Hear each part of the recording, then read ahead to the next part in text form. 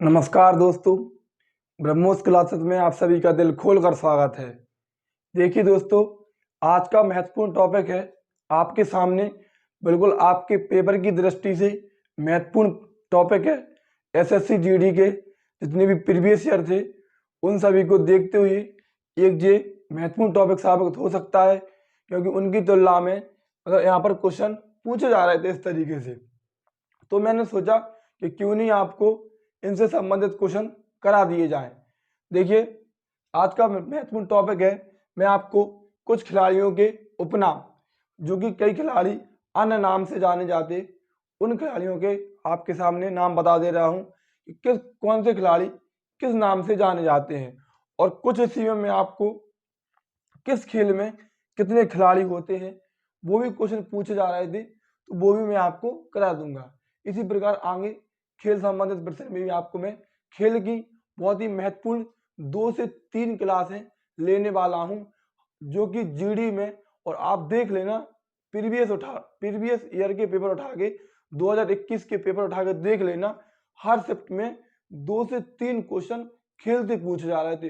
और ऐसा नहीं कि बिल्कुल ऊपर से पूछ ले रहे थे, काफी डीपली प्रश्न, ऐसे ऐसे क्वेश्चन पूछे जा रहे थे कि 2002 में किस क्रिकेटर को बॉल लगने के बाद चोटिल हो गया, फिर भी उसने अपने चोटिल होने के बावजूद 14 ओवर बॉलिंग कराई। इतने डीपली क्वेश्चन पूछे जा रहे थे। टीम इंडिया, मतलब सॉरी, नेपाल की टीम के, क्रिकेट की जो नेपाल टीम है उसके कप्तान कौन थे, 1999 की बात कर रहा है। इस प्रकार से क्वेश्चन पूछे जा रहे थे, मतलब काफी डीपली खेल संबंधित प्रश्न तो पूछे जा रहे थे, लेकिन काफी डीपली पूछे जा रहे थे।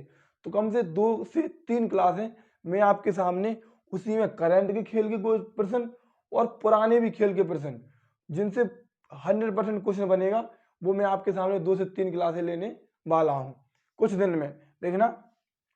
चलिए बात करते हैं कि पहला क्वेश्चन पूछा गया कि हॉकी का जादूगर। तो हॉकी का जादूगर, ये तो शायद आप सभी जानते हो कि हॉकी का जादूगर किसे कहते। तो हॉकी का जादूगर मेजर ध्यानचंद को कहते हैं। मेजर ध्यानचंद को कहते हैं। हॉकी का जादूगर किसे कहते हैं, तो मेजर ध्यानचंद को कहते हैं। और याद रखना, इन्होंने टीम इंडिया मतलब हॉकी टीम को 3 गोल्ड मेडल जिताए थे। कितने गोल्ड मेडल? मेजर ध्यानचंद ने हॉकी टीम को कितने गोल्ड मेडल जिताए थे, तो 3 गोल्ड मेडल जिताए थे। अगर तुमसे पूछ ले कि ओलंपिक में भारत के पास अभी तक सबसे ज्यादा गोल किस खेल में है, तो भारत के पास अभी तक सबसे ज्यादा गोल हॉकी में है। कितने गोल हैं? 8 गोल्ड, 8 गोल्ड हॉकी में है। कितने गोल्ड है? तो भारत के पास अभी तक सर्वाधिक गोल हॉकी में है। किसमें है? हॉकी में है। कितने हैं? 8 गोल्ड हैं। और 2020 के टोक्यो ओलंपिक में 2020 के टोक्यो ओलंपिक में हॉकी टीम इंडिया ने कौन सा पदक जीता? तो तुमसे पूछ ले, 2020 के टोक्यो ओलंपिक में हॉकी की जो टीम थी उसने कांस्य पदक जीता था। कौन सा पदक जीता था? कांस्य पदक जीता था। और कप्तान कौन थे? तो कप्तान मनप्रीत सिंह थे। इसको भी याद रखना। कौन थे कप्तान? तो कप्तान मनप्रीत सिंह थे। और किसको हराकर? तो जर्मनी को हराकर जीता था। किसको हराकर? जर्मनी को हराकर जीता था। और 41 वर्षों बाद टीम इंडिया ने कोई पदक जीता था। याद रखना, मोस्ट इंपोर्टेंट क्वेश्चन बन सकता है कि टोक्यो ओलंपिक में हॉकी टीम ने कौन सा पदक जीता था, तो कांस्य पदक जीता था। किसको हराकर जीता? जर्मनी को हराकर जीता। कितने वर्षों बाद जीता? 41 वर्षों बाद जीता कोई पदक। और टीम इंडिया के कप्तान कौन थे? तो मनप्रीत सिंह थे। और मेजर ध्यानचंद ने भारत को हॉकी में कितने गोल्ड मेडल जिताए? तो 3 गोल्ड दिलाए हैं। और टोटल भारत ने हॉकी में अभी तक 8 गोल्ड जीते हैं, याद रखना। चलिए बात करें उड़न परी। तो उड़न परी के नाम से किसे जाना जाता? पीटी ऊषा। याद रखना, उड़न परी के नाम से पीटी ऊषा को जाना जाता। किसको जाना जाता? उड़न परी के नाम से पीटी ऊषा को जाना जाता।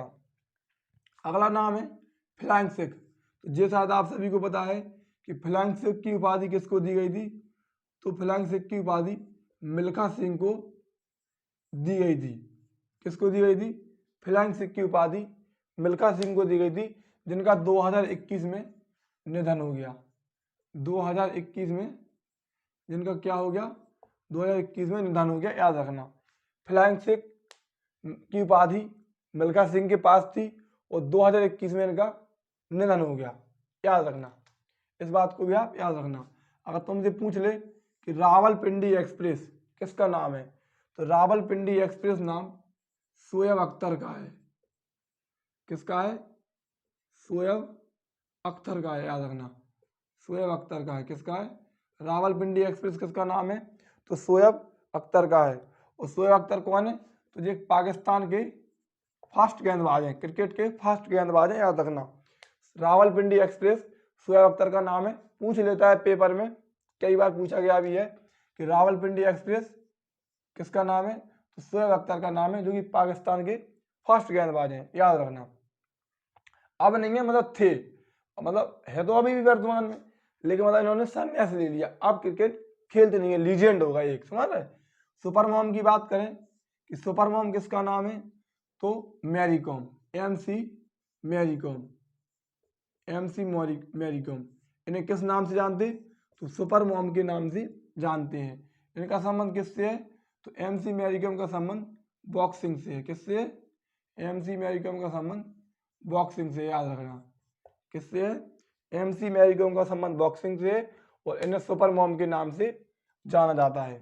आज तुमसे बात करें बंगाल टाइगर, तो बंगाल टाइगर के, बांग्ला टाइगर या फिर बंगाल टाइगर के नाम से सौरव गांगुली को जाना जाता है। किसे?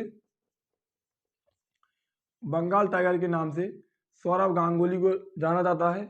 और ये अभी किसके अध्यक्ष थे? तो BCCI के हेड थे, लेकिन अब नहीं है, याद रखना। सौरव गांगुली, यदि आपने अपडेट नहीं किया हो तो सौरव गांगुली अभी BCCI के हेड थे, लेकिन अब नहीं है। अब BCCI के हेड कौन बन गए हैं? तो याद रखना, BCCI के हेड, BCCI की बात करें तो BCCI की स्थापना 1928 में हुई थी। इसका हेडक्वार्टर मुंबई में है। कहाँ पर है? इसका हेडक्वार्टर मुंबई में है और इसके हेड बन गए हैं रोजर बिन्नी। इसको आप याद रखना, ये पक्का छपेगा पेपर में, ठीक है। तो BCCI के हेड कौन बन गए हैं? रोजर बिन्नी। सौरव गांगुली अब नहीं है, याद रखना। कौन बन गए? रोजर बिन्नी बन गए हैं। और तुमसे पूछ ले कि ICC, तो ICC की स्थापना 1909 में हुई थी। इसका हेडक्वार्टर कहाँ पे है? तो इसका हेडक्वार्टर दुबई में है, ठीक है। इंटरनेशनल क्रिकेट काउंसिल, याद रखना, इंटरनेशनल क्रिकेट काउंसिल, इसकी स्थापना 1909 में हुई। इसका हेडक्वार्टर दुबई में है। इसमें 108 देश मेंबर में। अगर तुमसे पूछ ले कि ICC में कितने देश सदस्य हैं, तो 108 देश सदस्य हैं। और इसके अध्यक्ष कौन है? तो इसके अध्यक्ष ग्रेग बर्कले हैं। कौन है? ग्रेग बर्कले हैं, जो कि न्यूजीलैंड के हैं। कहाँ के हैं? न्यूजीलैंड के हैं। और इनका हाल ही में कार्यकाल 2 साल और बढ़ा दिया गया है, मतलब ये 2 साल के लिए अभी नियुक्त और हो गए हैं। तो तुमसे पूछ ले कि BCCI के हेड रोजर बिन्नी, ICC के हेड कौन है? तो ग्रेग बर्कले। ग्रेग बर्कले कहाँ के? न्यूजीलैंड के हैं। और इनका कार्यकाल कितने साल के लिए बढ़ा दिया गया? तो 2 साल के लिए। कल की ही बात है, इनका कार्यकाल 2 साल के लिए बढ़ा दिया गया है। और BCCI के हेड सौरव गांगुली नहीं है, अब रोजर बिन्नी है। BCCI की स्थापना 1928 में हुई और ICC की स्थापना 1909 में हुई। चलिए आगे बात करते हैं दाबॉल। दाबॉल के नाम से किसे जाना जाता? तो दाबॉल के नाम से राहुल द्रविड़ को जाना जाता, याद रखना। दाबॉल के नाम से किसे जाना जाता? तो राहुल द्रविड़ को जाना जाता है। दाबॉल के नाम से राहुल द्रविड़ को जाना जाता है। अगला क्वेश्चन है लाइटनिंग किंड, ये इंपोर्टेंट है। लाइटनिंग किंड के नाम से किसे जाना जाता? तो लाइटनिंग किंड के नाम से विश्वनाथ आनंद। किसको जाना जाता? लाइटनिंग किंड के नाम से विश्वनाथ आनंद को जाना जाता है। विश्वनाथ आनंद, इन्हें शतरंज के जादूगर भी कहते हैं। एक नाम और रखना, शतरंज के जादूगर, ठीक है। विश्वनाथ आनंद को शतरंज के जादूगर के नाम से भी जाना जाता है और लाइटनिंग किंड के नाम से भी जाना जाता है। और तुमसे पूछ ले कि इनकी एक ऑटोबायोग्राफी है माइंड मास्टर। माइंड मास्टर किसकी ऑटोबायोग्राफी है? तो विश्वनाथ आनंद की है, याद रखना। विश्वनाथ आनंद की माइंड मास्टर ऑटोबायोग्राफी है और इन शतरंज के जादूगर या फिर लाइटनिंग किंड के नाम से जाना जाता है। और याद रखना कि 1991-92 में किसकी शुरुआत हुई? राजीव गांधी खेल रत्न की शुरुआत हुई। किसकी शुरुआत हुई? 1991-92 में राजीव गांधी खेल रत्न की शुरुआत हुई। तो पहला राजीव गांधी खेल रत्न पुरस्कार, पहला राजीव गांधी खेल रत्न पुरस्कार, जिसका वर्तमान में नाम मेजर ध्यानचंद खेल रत्न पुरस्कार है, क्योंकि इसका नाम 2021 में मेजर ध्यानचंद खेल रत्न पुरस्कार कर दिया गया था। लेकिन शुरुआत तो किस नाम से हुई थी? राजीव गांधी खेल रत्न पुरस्कार के नाम से। तो 1991-92 में पहला राजीव गांधी खेल रत्न पुरस्कार किसको दिया गया? तो शतरंज के जादूगर विश्वनाथ आनंद को दिया गया था। याद रखना, पहला राजीव गांधी खेल रत्न पुरस्कार शतरंज के जादूगर विश्वनाथ आनंद को दिया गया था, जिसकी शुरुआत 1991-92 में हुई। और राजीव गांधी खेल रत्न पुरस्कार का नाम बदलकर मेजर ध्यानचंद खेल रत्न पुरस्कार 2021 में कर दिया गया। कब कर दिया गया? 2021 में कर दिया। क्या कर दिया? तो मेजर ध्यानचंद खेल रत्न पुरस्कार कर दिया। और 2021 में मेजर ध्यानचंद कितने लोगों को दिया गया? तो 12 लोगों का दिया गया। इसकी इनामी राशि कितनी है? तो 25 लाख है। पहले इसकी इनामी राशि 7.5 लाख थी, लेकिन इसकी इनामी राशि 25 लाख कर दी गई है। तो तुमसे ये भी पूछ सकता है कि मेजर ध्यानचंद खेल रत्न पुरस्कार की या फिर राजीव गांधी खेल रत्न पुरस्कार की इनामी राशि 7.5 लाख रुपए से बढ़ाकर कितनी कर दी है? तो कितनी कर दी? 25 लाख कर दी है। ठीक है, तुमसे पूछ सकता है कि राजीव गांधी खेल रत्न पुरस्कार का नाम क्या हो गया? तो मेजर ध्यानचंद खेल रत्न पुरस्कार हो गया। पहला किसको मिला था? विश्वनाथ आनंद को मिला था। 2021 में कितने लोगों को मिला था? 12 लोगों को मिला था। और कल ही इसकी घोषणा हो गई है, 2022 की भी घोषणा हो चुकी है कि 2022 में किसको दिया गया। तो 2022 की कल इसकी घोषणा हो चुकी है। तो 2022 में शरद कमल, कॉमनवेल्थ गेम में आपने सुना होगा, मैंने भी कॉमनवेल्थ में आपको पढ़ाया है और मैं अभी आपको दोबारा भी पढ़ाऊंगा। खेल संबंधित बहुत बेहतरीन तरीके से क्लास लेने वाला हूँ। शरद कमल को 2022 का मेजर ध्यानचंद खेल रत्न पुरस्कार दिया गया, जो कि टेबल टेनिस से संबंधित है। याद रखना, ये भी ऑनलाइन में पढ़ाऊंगा। अभी कल की बात है, कल घोषणा हुई है कि 2022 का मेजर ध्यानचंद खेल रत्न पुरस्कार, खेल का सबसे बड़ा पुरस्कार शरद कमल को दिया गया। किसको दिया गया? शरद कमल को दिया गया, जो कि टेबल टेनिस के खिलाड़ी हैं। याद रखना। चलिए आगे बात करते हैं। आज अगला नाम है टर्मिनेटर। टर्मिनेटर किसे कहते हैं? तो टर्मिनेटर हरभजन सिंह को कहते हैं। आप सभी जानते होंगे कि टीम इंडिया क्रिकेट टीम के जो एक स्पिनर है, तो इनका नाम क्या है? टर्मिनेटर के नाम से भी इन्हें जाना जाता है। तो हरभजन सिंह को टर्मिनेटर के नाम से भी जानते हैं। अगर तुमसे पूछ ले कि टेस्ट क्रिकेट में पहला 13 शतक लगाने वाले खिलाड़ी, ये भी क्वेश्चन जीडी द्वारा पूछा गया है, प्रीवियस ईयर में मैंने पढ़ा है। टेस्ट क्रिकेट में पहला 13 शतक लगाने वाली खिलाड़ी, तो वो वीरेंद्र सहवाग है। कौन है? टेस्ट क्रिकेट में पहला 13 शतक लगाने वाले खिलाड़ी कौन है? वीरेंद्र सहवाग है। इसको भी देखिए, कुछ इनके बारे में और बात कर लेते हैं कि किस खेल में कितने खिलाड़ी होते हैं। यहाँ से भी क्वेश्चन तुमसे पूछ लेता है। तो देखिए, बात करें, अगर तुमसे पूछ ले कि बेसबॉल में कितने खिलाड़ी होते, तो बेसबॉल में 9 खिलाड़ी होते हैं। बेसबॉल में 9 खिलाड़ी होते। हॉकी, क्रिकेट, फुटबॉल, ये तो शायद आप सभी जानते भी होंगे कि हॉकी, क्रिकेट, फुटबॉल, और नहीं भी जानते तो इन तीनों में 11 खिलाड़ी होते। हॉकी, क्रिकेट, फुटबॉल, इनमें कितने खिलाड़ी होते? 11 खिलाड़ी होते। और देखना, क्रिकेट से एक क्वेश्चन बनता है। अगर तुमसे पूछ ले, क्वेश्चन पूछता है कि गुगली शब्द किससे संबंधित है? गुगली शब्द किससे संबंधित है? तो याद रखना, गुगली शब्द है वो क्रिकेट से संबंधित है। किससे संबंधित है? गुगली शब्द और थर्ड मैन, ये दोनों क्वेश्चन पूछे जाते हैं कि गुगली शब्द और थर्ड मैन का संबंध किससे है? तो इनका संबंध क्रिकेट से है। ठीक है, तो बेसबॉल में 9 खिलाड़ी, हॉकी, क्रिकेट, फुटबॉल में 11-11 खिलाड़ी होते। आगे बात करें रग्बी फुटबॉल, तो रग्बी फुटबॉल में कितने खिलाड़ी होते? 15 खिलाड़ी होते।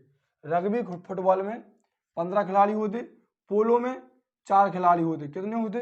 पोलो में 4 खिलाड़ी होते। वाटर पोलो में तो 7 खिलाड़ी होते हैं। कितने?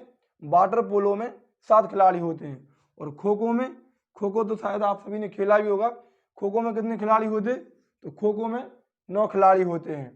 कबड्डी की बात करें तो कबड्डी में 7 खिलाड़ी होते हैं। कितने खिलाड़ी? कबड्डी में कितने खिलाड़ी होते हैं? 7 खिलाड़ी होते हैं। याद रखना, कबड्डी में कितने खिलाड़ी? 7 खिलाड़ी। और वॉलीबॉल की बात करें तो वॉलीबॉल में 6 खिलाड़ी होते हैं। कितने? वॉलीबॉल में 6 खिलाड़ी। बास्केटबॉल की बात करें तो बास्केटबॉल में 5 खिलाड़ी होते हैं। और जिम्नास्टिक, जिम्नास्टिक की बात करें तो जिम्नास्टिक में 8 खिलाड़ी होते हैं। और टेनिस या टेबल टेनिस, टेनिस या टेबल टेनिस की बात करें तो इसमें 1 या 2 खिलाड़ी होते हैं। आपने देखा होगा टेबल टेनिस में या तो 1 खिलाड़ी खेलता या फिर 2 खिलाड़ी खेलते। ठीक है, एक बार और देखिए, बेसबॉल में 9, हॉकी क्रिकेट फुटबॉल में 11 खिलाड़ी होते। रग्बी फुटबॉल में 15 होते। पोलो में 4 होते। वाटर पोलो में 7 खिलाड़ी होते। खो खो में 9 खिलाड़ी होते। कबड्डी में कितने होते? 7 होते। वॉलीबॉल में 6 और बास्केटबॉल में 5। जिम्नास्टिक में 8 खिलाड़ी होते। और टेबल टेनिस में 1 से 2 खिलाड़ी होते। और गुगली शब्द और थर्ड मैन जी शब्द क्रिकेट से संबंधित हैं, जी पूछे जाते हैं। और फिर जो लोग क्रिकेट देखते हैं वो तो अधिकतर कर लेते जो क्वेश्चन, लेकिन जो लोग नहीं देखते वो लोग नहीं कर पाते। और फिर कहते कि पता नहीं कैसा शब्द था, थर्ड मैन था, गुगली था, समझ में नहीं आ रहा था क्या पूछा था। तो याद रखना कि गुगली और थर्ड मैन क्रिकेट संबंधित शब्द हैं और क्रिकेट से संबंधित हैं। अब एक क्वेश्चन कमेंट करके बताना कि सचिन तेंदुलकर को